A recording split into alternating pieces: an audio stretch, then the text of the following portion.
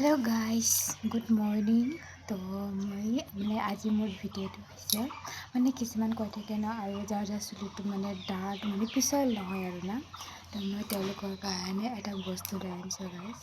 মানে আমাৰ ঘৰতে থকা বস্তু হয় কিয়নো আমি চুলিবোৰ মানে মাহৰ মূৰত মানে এবাৰ এইবিলাক ইউজ কৰি থাকিলে চুলিবিলাক ভাল হয় আৰু না। তো মানে ময়ো মানে বহুত দিন কৰা নাই, মই আগতে কৰিছোঁ।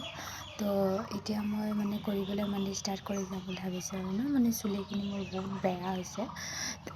তো মই এতিয়া মই কি লৈছোঁ আপোনালোকে যদি মোৰ ভিডিঅ'টো ভাল লাগে চাই গ'লে হ'ল হা।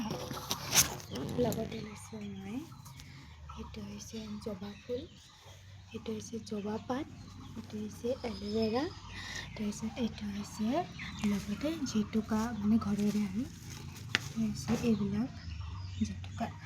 তো যিহেতু এল'ভেৰাটো চবৰ ঘৰতে থাকেই বাৰু ন, অলপ অলপ হ'লেও। তো যিহেতু জবা পাত আৰু সেইটো হৈছে জবা ফুল। এইটো মানে জবা ফুলটো মানে কি হয়, এইটো মানে জবা ফুল পাত আৰু ফুলটো চুলিটো তাৰ মানে বহুত আইৰনো থাকে ইয়াত। তাৰপিছত মানে পিছলো হয় এইটো।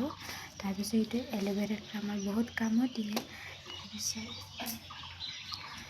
এইটো জেতুকা মানে এইকেইটা গোটেই মিলাই পিনে তই যে মাহত যদি এবাৰকৈ ইউজ কৰে তেতিয়া মানে চুলিটো ভাল হয় ন।